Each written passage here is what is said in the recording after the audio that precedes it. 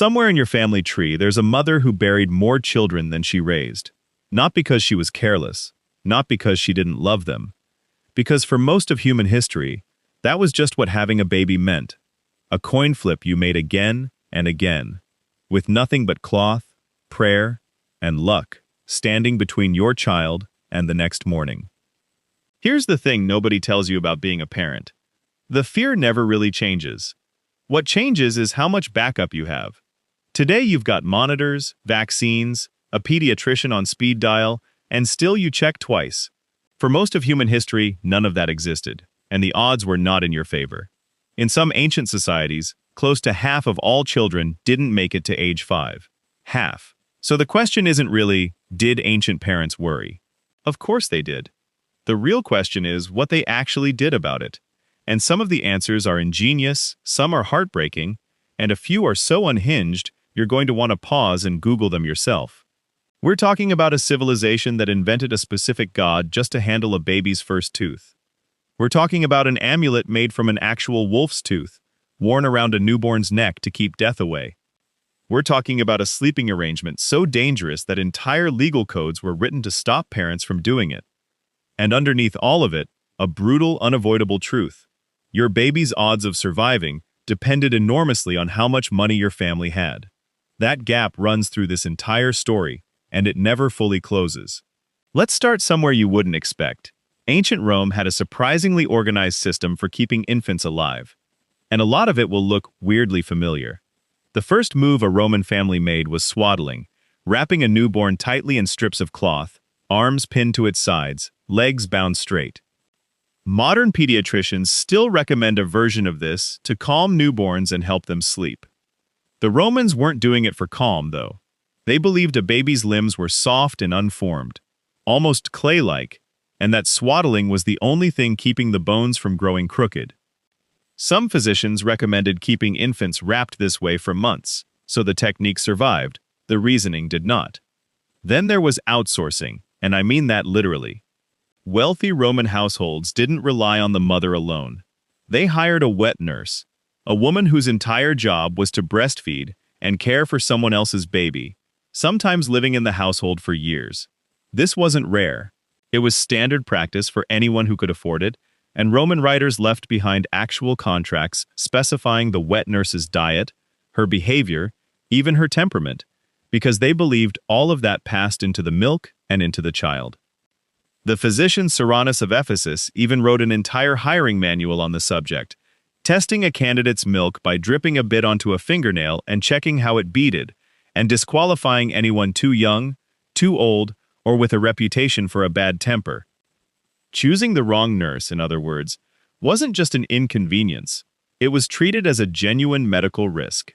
And then there were the amulets, small protective charms hung around an infant's neck almost immediately after birth. One of the most common was called a bulla, worn by freeborn Roman boys, containing charms meant to ward off the evil eye. Some families went further, threading in actual wolf teeth or claws, on the belief that a predator's tooth could scare off whatever invisible threat was hunting their child. Picture that for a second. A newborn, days old, wrapped tight, with a wolf's fang resting against its chest. That's not folklore flourish. That's a documented parenting choice. Here's the detail worth sitting with, though, because it's going to matter again later. The Romans didn't just protect infants from disease or accident. They believed babies needed protection from an entire invisible cast of threats. Jealous spirits, curses, bad luck. And to manage that many invisible dangers, they eventually stopped relying on charms alone and built something far bigger, an entire bureaucracy of gods, each one assigned to a single, narrow job. We'll get to exactly how far that went, because it's more elaborate than you're imagining right now. But even with wet nurses and wolf-tooth amulets, this was still Rome's wealthy families we're describing. A poor Roman family had access to none of it. No hired nurse, no contracted milk diet, sometimes not even a charm they could afford to buy.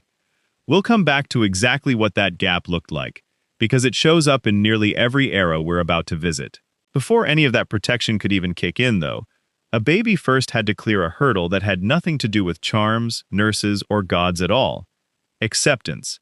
Roman custom gave the head of the household, the paterfamilias, the formal authority to accept or reject a newborn within its first few days. The midwife would lay the baby on the ground in front of him, and he would either lift the child up, which meant acceptance into the family, a name, a future, or turn away, which meant the infant could legally be left exposed, abandoned at a place set aside in the city, specifically for that purpose. Most fathers lifted the child, but the fact that an entire ritual existed for the alternative tells you something uncomfortable. For a Roman newborn, survival wasn't only a battle against disease and bad luck. Sometimes the very first threat to a baby's life was a decision made by one man in the first few minutes it existed. Greece handled that same uncertainty differently, but the fear underneath it was identical. Many Greek families deliberately delayed naming their child until the 10th day after birth, in a ceremony called the Amphidromia, where the father would carry the newborn in a circle around the household hearth, presenting it formally to the family and the gods for the first time. Until that day, the baby often wasn't fully treated as a permanent member of the household. That wasn't coldness. It was self-protection. Infant death in the first days and weeks was so common that parents held back, on purpose, rather than let themselves fully attach to a child they might not get to keep. Love, delayed by design, because loss was the safer bet to plan for. It's a genuinely heavy place to sit for a moment. A father deciding whether to keep his own child, a mother refusing to fully love a baby she hadn't yet been allowed to trust would survive. But once a baby actually cleared that hurdle, once it had a name and a place in the family, ancient parents did exactly what you'd expect. They threw everything they had at keeping it alive, including, apparently, an entire team of increasingly specific gods. Roman religion assigned a deity to nearly every single stage and hazard of infancy, almost like a customer service department where each rep only handles one specific ticket type. Cuba's entire job was putting a baby to bed. Rumina handled nursing, and only nursing. So far, fine. A god for sleep? A god for feeding? Sure, why not? Then it kept going.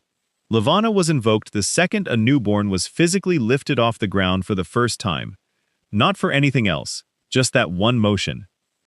Kunina stood guard over the cradle, specifically to keep evil spirits away while the baby slept, which, again, was already Cuba's department. And teething got its own dedicated god too, because apparently even Roman deities needed middle management. So, somewhere in Rome, there was a fully grown adult, a senator, a philosopher, someone who helped run the largest empire on earth, kneeling at a household altar, lighting a candle, and asking a specific, named god to please help the baby figure out how to burp. Egypt approached the same problem with a completely different kind of god, one built not to comfort, but to terrify. Bes was a squat, lion-faced dwarf god with his tongue sticking out, and his entire job was guarding childbirth and infancy.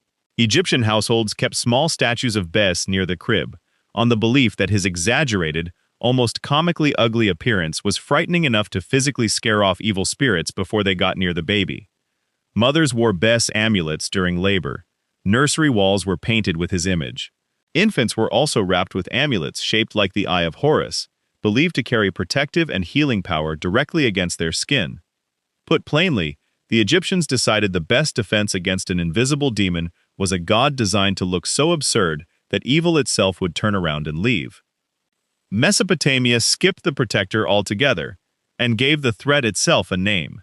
Babylonian and Sumerian texts describe a specific demon called Lamashtu, believed to sneak into homes purely to steal the breath from nursing infants and cause sudden crib death. She wasn't a vague evil presence. She had a description, a mythology, a reputation. Parents fought back with counter-magic just as specific, amulets depicting Pazuzu, an even more monstrous demon, worn precisely because Pazuzu was considered Lamashtu's rival and would drive her off. Somewhere in ancient Mesopotamia, a parent tied one demon around their baby's neck specifically to frighten away a worse one. If that logic sounds familiar, it should. It's the exact same instinct as a wolf's tooth on a string. Different civilization, different monster, same desperate math. By the time you reach medieval Europe, the protection had shifted again, from gods and demons to something far more personal, the baby's own skin. If a baby was born with a caul, a thin piece of membrane still stretched over its face or head, that single detail could decide how the entire village treated it for life. In one town, that birth marked a child as blessed, maybe even gifted with second sight, destined for greatness. Travel a few hundred miles down the road, and the exact same membrane on the exact same kind of baby meant something else entirely. A mark of witchcraft, a child to be watched, whispered about, feared. Same tissue, same birth. Two completely different life sentences, decided entirely by geography. Speed mattered too, and not just against physical danger. Medieval Christian doctrine held that an unbaptized infant who died would be barred from heaven, left in a state called limbo, permanently. That belief turned baptism into something closer to an emergency procedure than a ceremony. If a newborn seemed to be dying and no priest could reach the house in time, midwives were given informal permission to perform the baptism themselves, one of the only religious rites a woman was allowed to carry out in the medieval church. That's how seriously this fear was taken.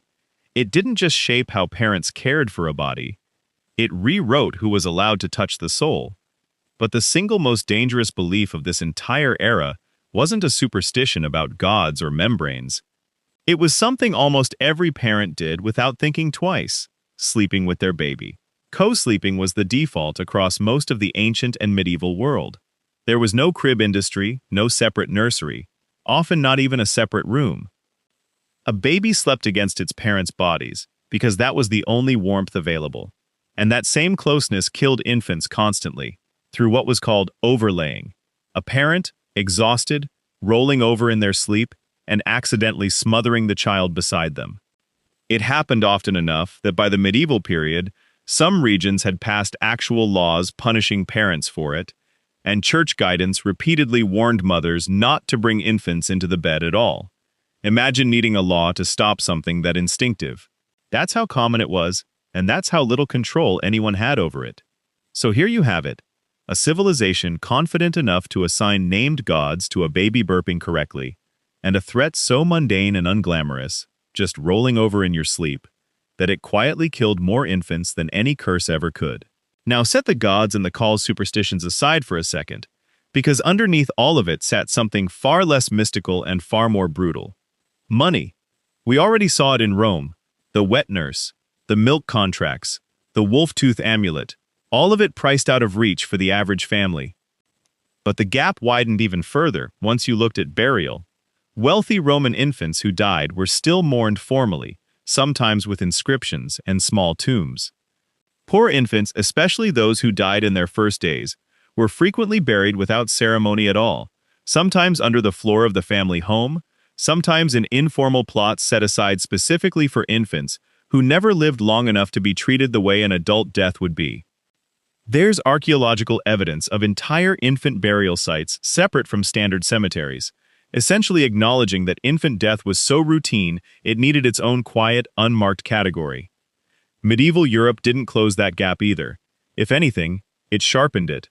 A noble household could afford a wet nurse, warmer bedding, a physician summoned at the first sign of fever, and enough food that a mother's own milk supply stayed healthy. A peasant family had none of that safety net. If the harvest failed, a nursing mother's milk could fail with it, and there was no wealthy alternative waiting in reserve.